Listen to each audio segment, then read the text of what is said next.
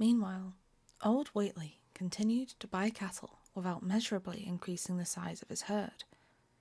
He also cut timber and began to repair the unused parts of his house, a spacious peaked roofed affair whose rear end was buried entirely in the rocky hillside, and whose 3 least ruined ground floor rooms had always been sufficient for himself and his daughter.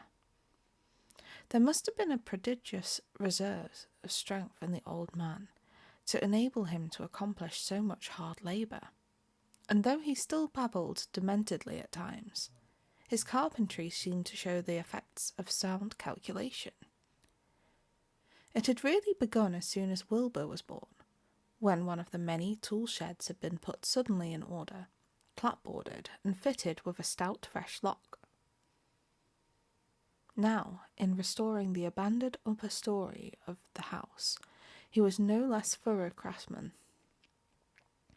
His mania showed itself only in his tight boarding up of all of the windows in the reclaimed section, though many declared that it was a crazy thing to bother with the reclamation at all. Less inexplicable was his fitting up of another downstairs room for his grandson, a room which several callers saw, though no one was ever admitted to the closely boarded upper story. This chamber he lined with tall, firm shelving, along which he began gradually to arrange, in apparently careful order, all the rotting ancient books and parts of books which, during his own day, had been heaped promiscuously in odd corners of the various rooms. "I made some use of 'em," he would say as he tried to mend a torn black letter page with a paste prepared on the rusty kitchen stove. "But the boy's fittin' to make better use of 'em. He ought to have 'em as, well, sort he kin, for them they're going to be all of his larnin'."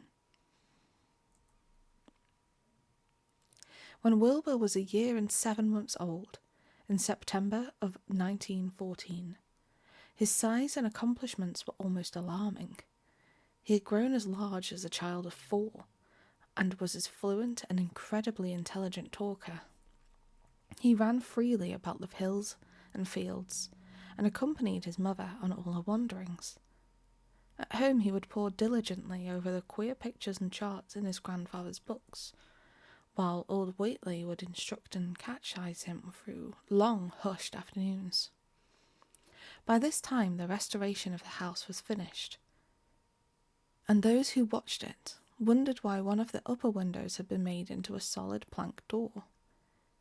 It was a window in the rear of the east gable end, close against the hill, and no one could imagine why a cleated wooden runway was built up to it from the ground.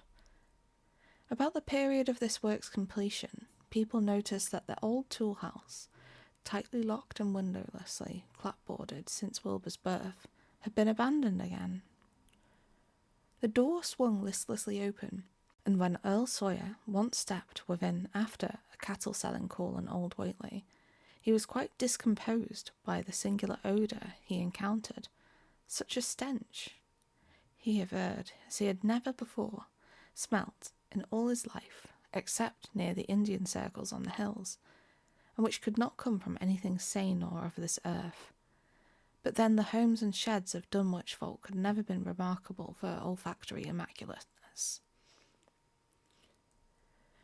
The following months were void of visible events, save that everyone swore to a slow but steady increase in the mysterious hill noises. On May Eve of 1915, there were tremors which even the Aylesbury people felt, whilst the following of Halloween produced an underground rumbling queerly synchronised with bursts of flame, then which Whately's doings, from the summit of Sentinel Hill. Wilbur was growing up uncannily, so that he looked like a boy of 10 as he entered his 4th year. He read avidly by himself now, but talked much less than formerly. A settled taciturnity was absorbing him, and for the first time people began to speak specifically of the dawning look of evil in his goatish face. He would sometimes mutter an unfamiliar jargon and chant in bizarre rhythms which chilled the listener with a sense of unexplainable terror. The aversion displayed toward him by dogs had now become a matter of wide remark, and he was obliged to carry a pistol in order to traverse the countryside in safety. His occasional use of the weapon did not enhance his popularity amongst the owners of canine guardians. A few callers at the house would often find Lavinia alone on the ground floor, while the odd cries and footsteps resounded in the boarded-up second story. She would never tell what her father and the boy were doing up there, though once she turned pale and displayed an abnormal degree of fear when a jocose fish peddler tried to lock the door leading up to the stairway.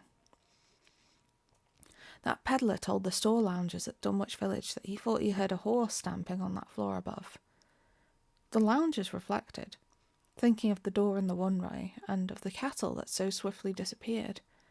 Then they shuddered as they recalled tales of old Whately's youth, and of the strange things that are called out of the earth when a bullock is sacrificed at the proper time to certain heathen gods. It had for some time been noticed that dogs began to hate and fear the whole Whately place as violently as they hated and feared young Wilbur personally. In 1917 the war came, and Squire Sawyer Whately, as chairman of the local draft board, had hard work finding a quota of young Dunwich men fit even to be sent to a development camp. The government, alarmed at such signs of wholesale regional decadence, sent several officers and medical experts to investigate, conducting a survey which New England newspaper readers may still recall.